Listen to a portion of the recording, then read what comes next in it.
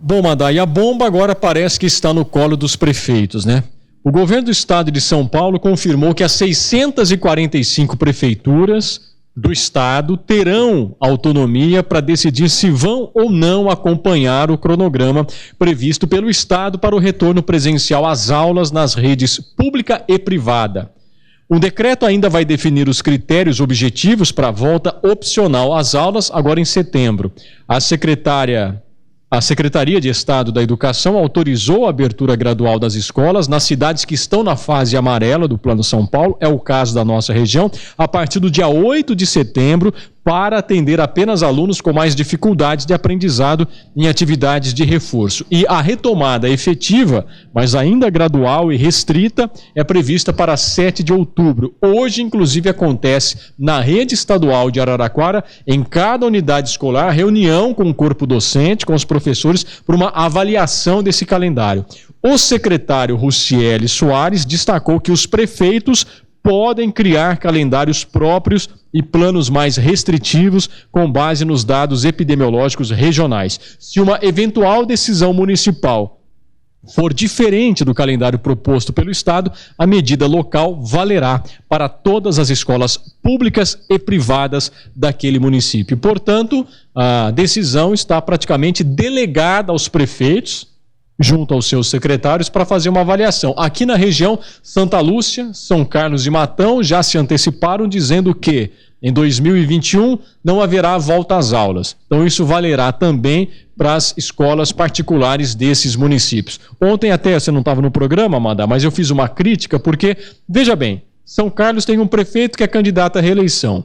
Santa Lúcia também, e a mesma situação em Matão. O prefeito é candidato à reeleição. Onde tem prefeito candidato à reeleição, já houve antecipação da discussão. Evidente que ninguém aqui defende a volta às aulas, mas evidente também que, mais do que definir se volta ou não, quando volta ou não, são as condições dos alunos até esse retorno, como fica o ensino, e as condições para esse retorno, como é que as escolas vão ser estruturadas, porque, pelo que a gente conhece da rede municipal, estadual, tem escolas que precisam, inclusive, ser reformadas, que os banheiros não têm condições sanitárias de serem utilizadas numa situação de normalidade, muito menos numa situação de pandemia. Então, com pressa de dar uma resposta, já que é ano eleitoral, se antecipa uma decisão que discute o quando, mas não discute o como e o porquê, que seria muito mais importante, né? Agora, Luiz Antônio, a questão, viu, vai ter que ser discutida muito mais profundamente. Sabe, eu acho que é muito cedo ainda para se tomar qualquer tipo de decisão. Exatamente. Porque seja favorável ou contrária. Se você analisar bem, na Europa, onde a pandemia parece já passou, quando as crianças voltam à escola, começam a ter problemas. Então, hoje tem uma matéria no Estadão dizendo que na Harvard foi feita uma pesquisa nessa universidade reconhecida norte-americana. Crianças têm alta carga viral do coronavírus e podem ser mais infecciosas do que adultos, diz Estudo Saúde. Essa matéria está no Estadão de hoje, não sei se é de hoje ou de ontem. Mas, enfim, nós temos que ter aí muito cuidado, porque, de repente, isso pode virar a volta das crianças às aulas uma verdadeira tragédia, ou não. Então, nós precisamos ter aí a certeza absoluta dos nossos próximos passos com volta das crianças às escolas. Então, não adianta se tomar qualquer tipo de posição. Não, eu vou voltar, não, eu não vou voltar agora. Eu acho que é cedo para voltar, tá certo? E é cedo para tomar qualquer tipo de decisão. Exatamente, Madá. Exatamente. Eu penso da mesma forma, e disse isso ontem aqui, fui até mal compreendido. Não é defender o retorno e também não defender o não retorno. A questão não é de retorno, a questão é que nós temos um quadro que ninguém sabe ainda como é que ele pode evoluir. Então não dá para tomar decisão. Não dá para discutir datas, tem que se discutir as condições para quando esse retorno for possível. Mas, evidentemente, né, em ano de eleição, Madá, as decisões são muito mais tomadas pensando nesse calendário e nas consequências, né, principalmente depois que o Datafolha mostrou, né, que 80% dos pais são contrários, então você tem que acenar para esse 80%, quais são as suas intenções. É jogo para a plateia. Exatamente. Jogo para a plateia, né? Exatamente. E eu quero aproveitar que a discussão, então, é a pandemia, Madá, para lembrar que o governo de São Paulo ontem também autorizou que todas as atividades permitidas na fase amarela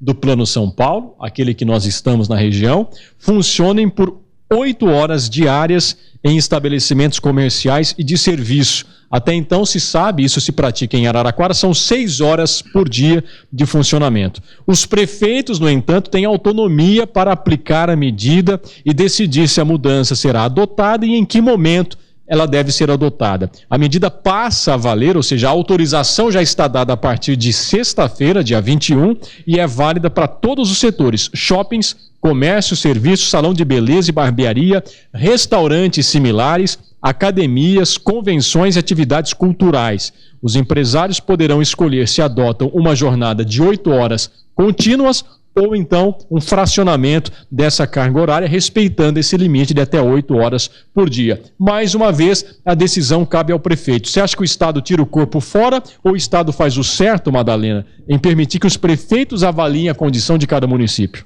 Então, aí é que fica, né, uma situação um tanto quanto delicada. A realidade é que hoje nós deveríamos estar aí aumentando o isolamento. Nós deveríamos estar muito preocupados com isso. E quando as pessoas tivessem que sair preparadas para evitar, logicamente, a contaminação. Está havendo pressão, porque os empresários não estão suportando mais, porque não tem mais condições, não tem mais recursos econômicos. Então, estão colocando as suas vidas em risco, a vida dos seus funcionários em risco, estão colocando a vida dos clientes em risco, tudo isso porque a doença está aí, a pandemia está aí e a crise econômica está aí.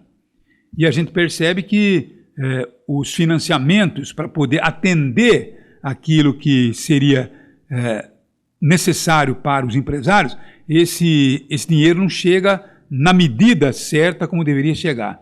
Então nós estamos percebendo que a coisa, viu, Luiz Antônio, ela vai se complicando.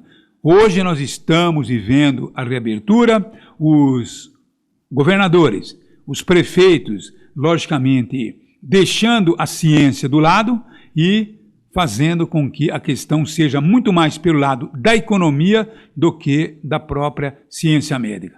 Então, é isso dizendo a você. Nós estamos vivendo realmente uma situação muito delicada e teremos mais umas centeninhas de mortes, pode ter certeza, pela frente, em função do que está acontecendo. Enquanto não sair a vacina. O correto mesmo era manter o isolamento, era manter realmente a abertura só das questões essenciais, mas infelizmente isso parece não ser possível, tá bom? Então eu acho que a leitura é essa, viu? A leitura é essa e eu completo essa sequência, Madá, de informações sobre a pandemia, esse momento que a gente vive, lembrando que agosto é o mês com o maior número de mortes provocadas pela doença na região. Araraquara confirmou ontem mais 2 mortes por Covid-19. A soma chega a 25 óbitos em Araraquara. Mais uma vítima, uma das vítimas ontem foi um funcionário da Vigilância Sanitária, morreu na terça-feira. Segundo o boletim epidemiológico, é o João Batista dos Santos, de 63 anos, com comorbidades, que estava afastado das suas funções, diferentemente do socorrista do SAMU, né? Esse aqui desde o dia 4 de junho, mas ele contraiu o vírus mesmo estando em casa. Ele atuava como analista administrativo. E a outra vítima é uma mulher de 52 anos com comorbidades também, que procurou atendimento médico na terça-feira, foi positivada por meio de teste rápido, foi internada, mas não resistiu. Morreu horas depois de dar entrada no leito de hospital. A Vigilância de São Carlos também confirmou a 33ª morte por Covid-19, um homem de 47 anos, internado há mais de uma semana. E além desses municípios, São Carlos e Araraquara, os maiores da região, também houve registro de mortes em pequenos municípios, como Mutuca e Boa Esperança do Sul, no fim de semana. Portanto, esse é o quadro, né? Agosto é o mês mais crítico no número de contaminações, no número de óbitos também, porque há aquela matemática, né? A cada 100, a média de 1% de letalidade, a cada 100 novos casos confirmados, certamente haverá o registro de uma morte na região.